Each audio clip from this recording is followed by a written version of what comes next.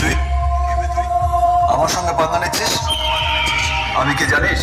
MB remix new nursing কি হয়েছে? ওদের একটু সামলাতে হবে। কজন আছে? জমা করি হবে হয়ে যাবে। মাইক আনাবে দম আছে আমাকে আটকাবে। তুই কিন্তু ভুলে যাস না, তুই বাঘের গোয়ায় ঢুকে পড়েছিস। দেখি তোর কত বড় পাপ। এনটি মিউজিক मैक्स प्रेजेंट नंदो कुमार से